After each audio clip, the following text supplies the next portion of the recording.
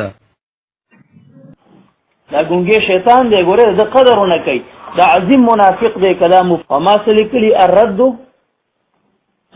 علی زبیری والا لکه دا یو شبهه ده باطل پرستو ده چې هغې د استعانت من غیر الله او استمداد من اولیاء الله دې کې تا ته یو منګړت او بناوټي تقسیم پیش کوي تا ته وایي چې ما فوق الاسباب امداد دا خدای تعالی کوي او ما تحت الاسباب امداد دا بنده کوي کچا ما فوق الاسباب امداد د بندنه وغوښته او دې وایي چې دې ما سره ما فوق الاسباب امداد کولی شي دا مشرک دی اوس دا داسې تقسیم دی چې دا تقسیم کتاب الله کې نشته دا تقسیم صحیح حدیث ته کې ضعیف کې نشته ضعیف حدیث کې نشته پوه شولې که نه دا تقسیم په خیر القرون کې د یو صحابي د یو تابعینو څوک پیش کولی نشي سلفو کې متقدمینو کې متاخرینو کې فقهاو کې د هیڅ چا نه څوک نشي پیش کولی ګینې دا ګز دا میدان نه دي چې موږ ته دې پیش نشي پیش کولی چا پیش کړی دی اتیرم دا تقسیم چا کړی دا سرفراز خان صفدر کړی چې 50 کاله پنځپیرو او بیا چې کوم دی د دیوبندیانو د ګمراه کولو دپاره ځان حیاتي کړ نور عقیدې همغه د پنځپیریانو ورسره حیاتي شوبه چې د حیات قایل یم د سمای موتا قایل یم نور خو همغه پنځپیرې همغه خرو کته یې بدله کړه زیم غازی طالب ما دا کفری نڑی وحلی زکامی دا سیکگا وگا پگڑی وحلی زکامی دا سیکگا وگا پگڑی وحلی الحمد لله وحده والصلاة والسلام على من لا نبي بعده دا اهل سنت والجماعت دا عقیدی سره تعلق لرونکو غیرتمند مسلمانان ورونو پما فوق الاسباب کی د غیر الله نه کومک غوښتل کفر او شرک دی او د الله پاک په توفیق به زه د دې دپاره درې دلایل پیش کم اول پما لابد منه صفحه 11 کی فرمای الشرك هو اعتقاد ان لغير الله اثرا فوق ما وهبه الله من الاسباب الظاهره وأن لشيء من الأشياء سلطانا عما خرج عن قدرة المخلوقين خلاصه دا چې د غیر الله نه پما فوق الاسباب کې کومک غوښتل کفر او شرک دی دا یوه حواله یو مشرک لګیا دی هغه وایي چې ما فوق الاسباب او ما تحت الاسباب څوک نشي ثابتولی نو یو حواله خو دا واوره دویمه ګوره دا ده په شرح العقاید کې مونږ وایو چې خالق الله دی او کاسب عبد دی بیا د خلق او د کسب په مابین کې یو فرق دا کړی دی چې د خلق تعلق د اسباب سره نه او د کسب تعلق د اسباب سره نو کسب عبد ته منسوبیږي بنده ته منسوبیږي او د کسب تعلق د اسباب سره دی نو بنده ته چې کوم شی منسوبیږي د هغې تعلق به د اسباب سره لہذا د بنده نه به ما تحت الاسباب شیان غواړي ما فوق الاسباب شیان غوښتل ترېنه کفر او شرک دی دا دویمه حواله او درېیمه ګوره دلیل درته وایم په ما فوق الاسباب کې د غیر الله نه د کومک غوښتلو په دې کې د شرک درې ستنې دي اول څوک چې په ما فوق الاسباب کې د غیر الله نه کومک غواړي نو د هغه په عقیده کې به د غیر الله عالم الغیبي او غیر الله ته عالم الغیب ویل کفر او شرک دی دویم څوک چې د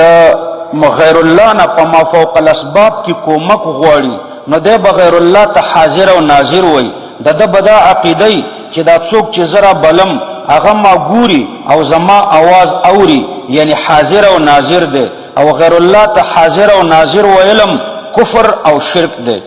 دریم څوک چې د غیر الله نه په ما فوق الاسباب کې کومک غواړي دا هغه به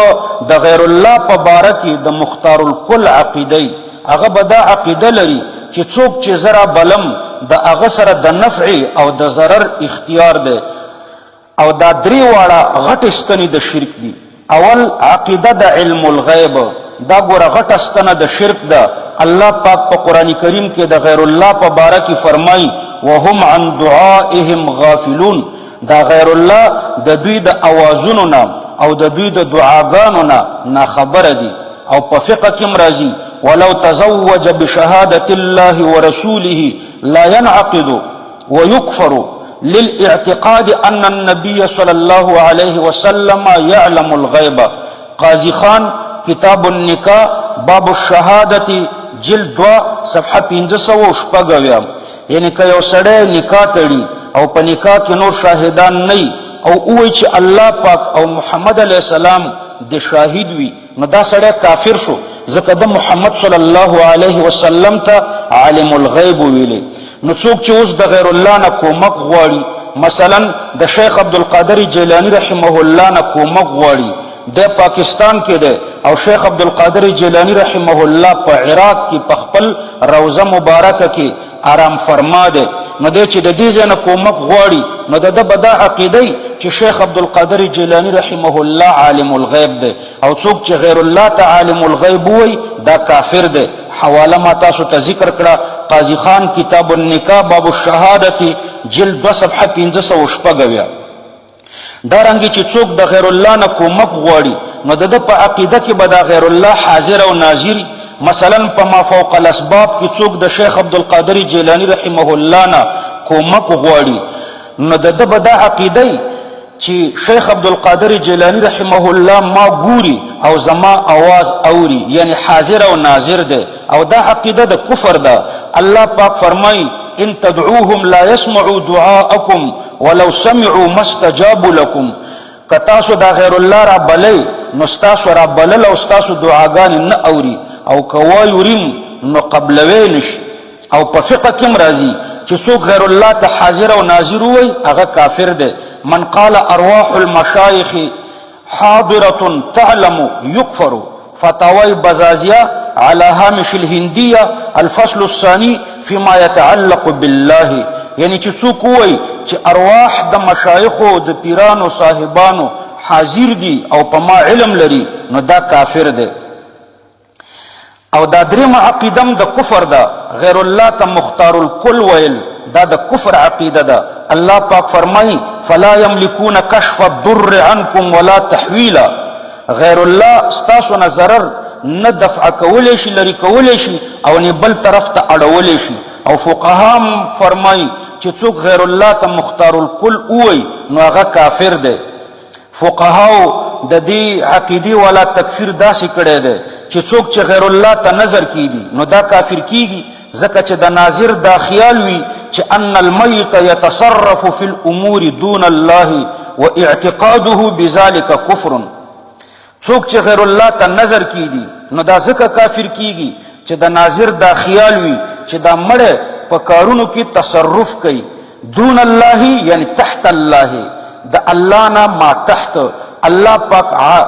حاکم حقیقی ده او دی وی عطوئی ده. دون دلته په معنا د ما تحت سره ده.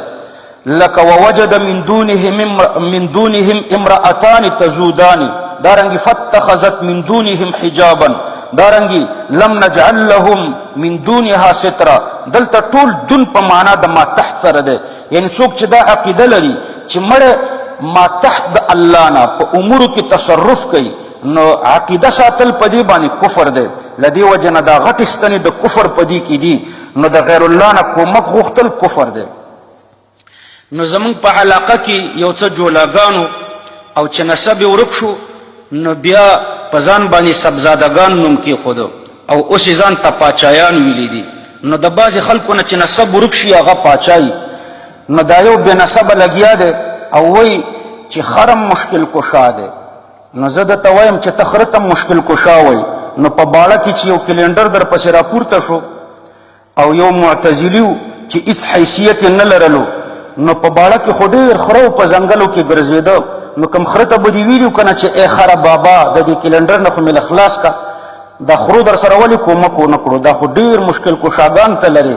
او ته چې په کوم ځای کې اوسېږې دلته په دې پټیو کې دومره ډېر خره دي نو ولې ترېنه کومک نه غواړي. د دې کلندر او د دغې معتزلین دې تا خلاص کی کنه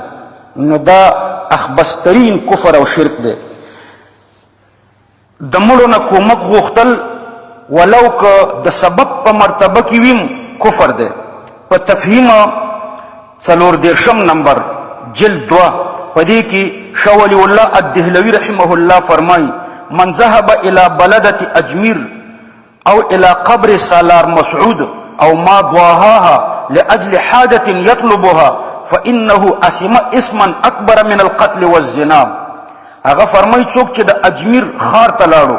او یا د سالار مسعود رحمه الله قبر ته لاړو یا داسې نورو قبرونو ته لاړو او د دې قبرونو نه د خپلو مشکلاتو حل غوښتلو نو دی دومره غټ ګناهګار شو چې د قتل او د زنا نه